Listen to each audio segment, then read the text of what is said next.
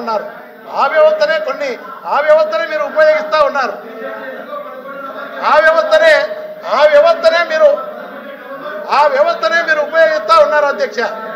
అధ్యక్ష సచివాలయ వ్యవస్థను బ్రహ్మాండంగా ఆ వ్యవస్థను ఉపయోగిస్తూ ఉన్నారు. అధ్యక్ష మీరు ఆ వ్యవస్థనే ఉపయోగించుకుంటున్నారు. అది దుష్పరిపాలన అయితే ఆ వ్యవస్థను ఎందుకు ఉపయోగిస్తూ ఉన్నారు? కాబట్టి మంత్రి గారు. అధ్యక్ష గౌరవ సభ్యులు మాట్లాడేది వారు బడ్జెట్ గురించి వివరించవచ్చు, తప్పులేదు. కాకపోతే పథకాలు ఏవైతే సూపర్ 6 అనేటువంటిది పదే వారు చెప్పారు.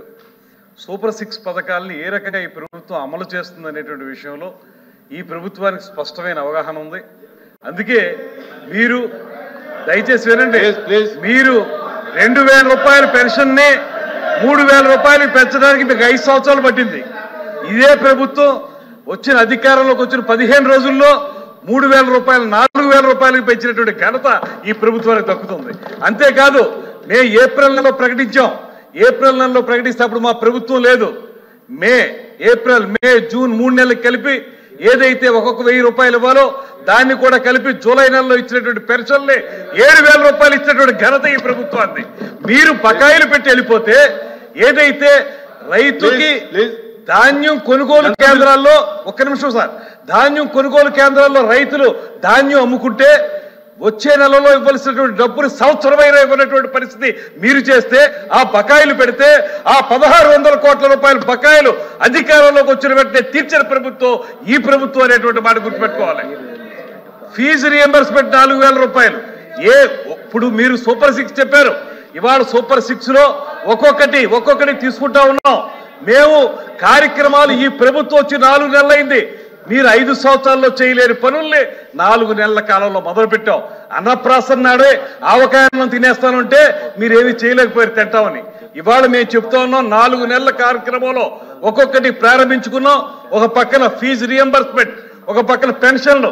ఎవరైతే మంచానికి అంటి పెట్టుకుపోయి ఉన్నటువంటి దివ్యాంగులు ఉన్నారో వాళ్ళకి మీరు ముష్టి 3000 రూపాయలు ఇచ్చారు. ఇవాళ 15000 రూపాయలు ఇచ్చినటువంటి ఘనత ఈ ప్రభుత్వాన్ని. వారికి మేము అందిస్తా ఉన్నాం. ఎక్కడి నుంచి తీసుకొస్తా ఉన్నాం? మీరు అప్పులు చేసి వెళ్ళిపోతే ఆ అప్పులు తిప్పలు మేము పడుతున్నాం.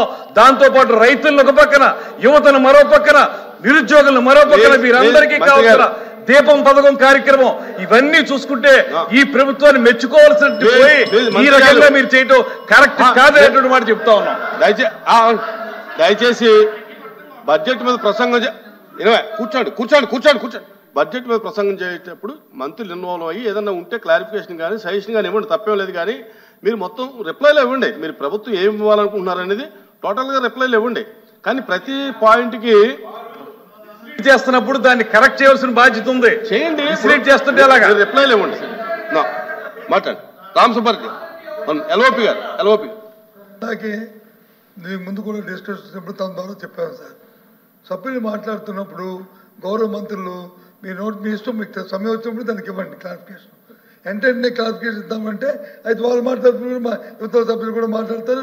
దానికి కూడా చెప్తాము. ఇది పెద్ద సభ, ఓన్లీగా మనం ప్రవర్తించాలి.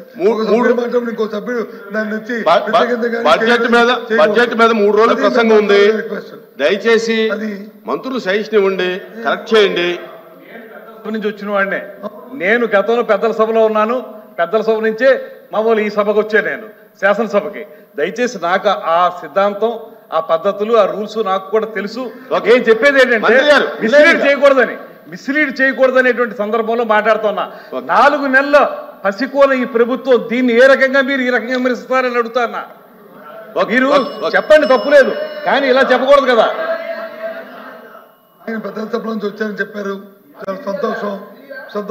నేను వచ్చి పెద్ద సభలో మారుస్తాను. కానీ పెద్దల సభ చాలాసార్లు వచ్చాను ఏదో మంత్రిగా. సాంప్రదాయాలు అక్కడ ఉన్న తెలుసు కాబట్టి దాన్ని బట్టి కూడా మీ ద్వారా తెలియజేస్తాను. అంత తప్ప ఇంకా కాదు. ఒక సభ్యుడి మాట పక్కనే స్పీకర్గా చేసిన ఆయన మనోహర్ గారు కూడా ఉన్నారు. కాబట్టి మిస్లీడ్ చేయడం కాదు, ఆ సభ్యుడికి తెలిసిన సమాచారాన్ని, అది ఏం మాట్లాడు భావాన్ని వారు చెప్తారు ఏ సార్ ఏ పదాల్లో కానీ భాషలో కానీ ఏదైనా అసభ్యం కానీ లేకపోతే వాడుకున్న పదాలు ఉంటే మీరు చెప్పండి. లేదు మిస్లీడ్ చేశాడు మీ సమయం మీరు చెప్పండి. చెప్పండి సార్, మాకు అభ్యంతరం లేదు. ఇది ఆ సభ్యుడు తప్పు చెప్పాడు, ఇది కాదు, ఇది కరెక్ట్ చేస్తున్నాము, ఇది రైట్ అని ఆ మంత్రులు సంబంధిత మంత్రులు చెప్పినప్పుడు చెప్పండి సార్. మాకు అభ్యంతరం లేదు. ప్రజలే కదా అల్టిమేట్ గా ప్రజలు నిర్ణయిస్తారు. ఇప్పుడు మీరు చెప్పారు అది కాదు అన్నారు. ఇందాక వచ్చి ఆ సభ్యుడు అడిగాడు ఏమని 3 సిలిండర్లు అంటే మీరు 2,400 కోట్లు బడ్జెట్ పెట్టామన్నారు. ఆయన 4,000 కోట్లు కావాలని ఎందుకు కావాలన్నాడు? ఆయన ఉద్దేశంలో హౌస్ హోల్డ్స్ అన్నారు కాబట్టి ఈ రాష్ట్రంలో 1,50,00,000 ఉన్నాయి కాబట్టి అన్నారు. కానీ మీరేమన్నారు? మీ ఉద్దేశంలో 1,07,00,000 అనుకున్నారు. ఓకే 1,07,00,000 కూర్చోండి.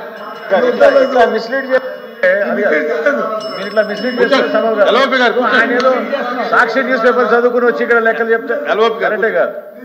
నేను దయచేసి